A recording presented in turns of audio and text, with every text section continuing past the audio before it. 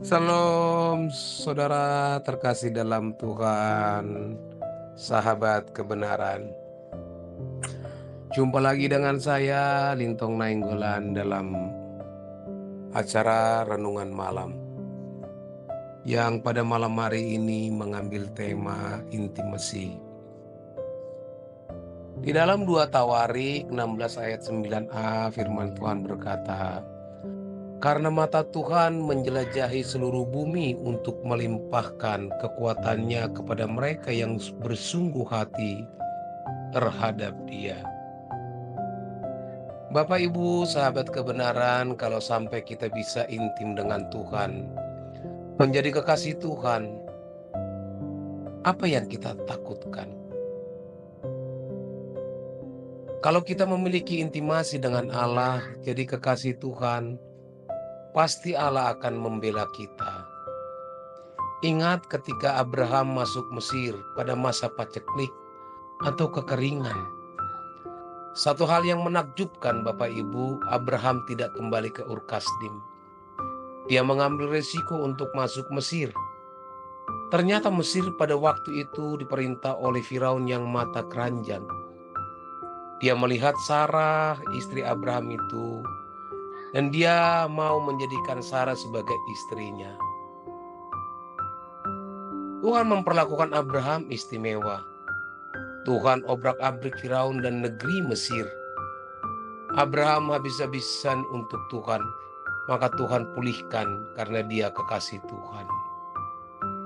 Bapak, Ibu, sahabat kebenaran, setiap kita punya masalah, bukan? Saya juga punya banyak masalah, Bapak Ibu. Dan seringkali kita bersungut-sungut dan marah. Mengapa kita tidak mencari Tuhan? Bangun pagi, lalu doa. Kalahkan rasa kantuk. Sebab itu salah satu hal untuk kita menunjukkan kesetiaan kepada Bapa di sorga. Mari Bapak Ibu mengubah rutinitas. Mulai berdoa dan kita mulai temui Tuhan. Roh Kudus akan menuntun kita bagaimana menemui Tuhan. Baik di dalam doa maupun melalui pembacaan firman Tuhan yang teratur, dan serta tentu yang tidak kalah penting melalui segala peristiwa hidup yang kita alami. Maka Tuhan menjelajah seluruh bumi. Maksud saya Bapak Ibu, mata Tuhan menjelajah seluruh bumi, termasuk Jakarta, Bekasi, Tangerang, Serang, Medan, Kupang, Manado, dan seluruh Indonesia, bahkan seluruh dunia ini. Semua Tuhan perhatikan. Tuhan mau melimpahkan kekuatannya kepada mereka yang bersungguh hati terhadap Dia. 2 Tawarik 16 ayat 9b, dalam hal ini engkau telah berlaku bodoh. Oleh sebab itu mulai sekarang ini engkau akan mengalami peperangan. Maka jangan kita melawan Tuhan. Abraham adalah sosok yang tidak melawan Tuhan. Disuruh apa saja dia lakukan. Disuruh buat apa saja dia nurut. Dia hidup, Bapak Ibu, dia nyata. Maka harus kita temukan rencana Allah dalam hidup kita. Dan rencana Allah itu pasti yang pertama mengarahkan pada perubahan diri kita. Lalu kemudian kepada perubahan kodrat dan perubahan orang yang kita layani atau kita pengaruhi. Yang kedua, Bapak Ibu, rencana Allah itu pasti besar. Sampai kita tidak sanggup mengerjakannya sendiri tanpa campur tangan Tuhan. Seperti Musa yang disuruh ke Mesir membawa bangsa Israel keluar dari Mesir. Itu adalah proyek Allah yang besar. Mustahil bagi Musa, tetapi tidak mustahil bagi Allah. Masalah kita besar, saya percaya Bapak Ibu. Maka mari kita serahkan dalam tangan Tuhan. Sebab perusahaan kita, usaha kita adalah milik Tuhan. Everything we have belongs to God. Tidak ada sebenarnya yang kita punya yang bukan dari Tuhan.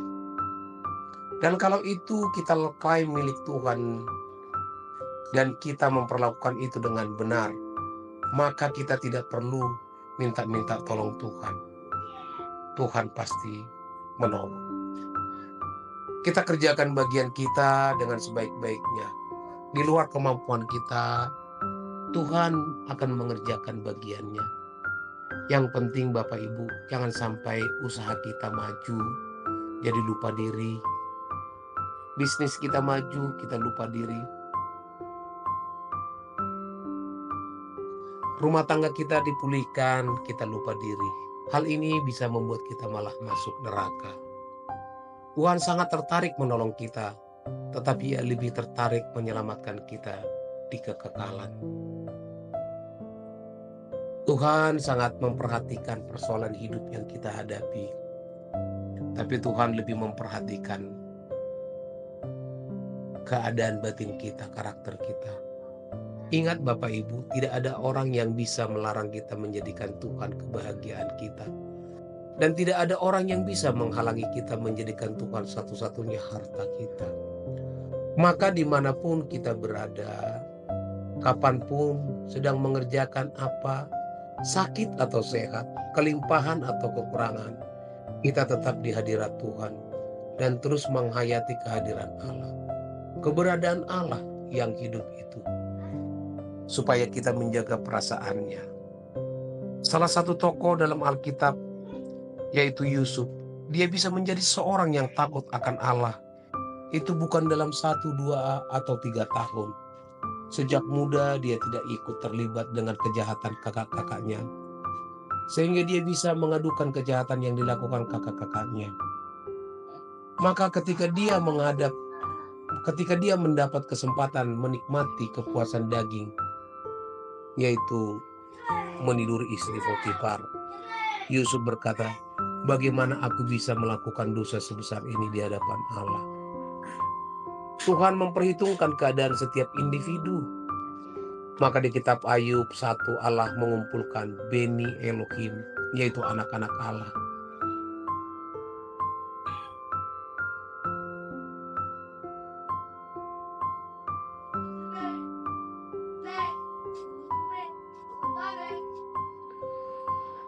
Dan iblis ada di antara salah satunya. Allah mengizinkan iblis untuk mencobai Ayub. Dari kisah itu nampak bagaimana Allah menguji setiap individu. Mari kita berambisi untuk ditemukan Tuhan berkenan di antara manusia. Tidak peduli apa kata manusia tentang kita atau terhadap kita. Yang penting di mata Tuhan kita berkenan. Ini ambisi kudus yang akan menyelamatkan hidup kita dan menyelamatkan orang-orang yang kita kasihi. Keturunan kita, anak cucu kita juga akan dipelihara dan dijagai Tuhan.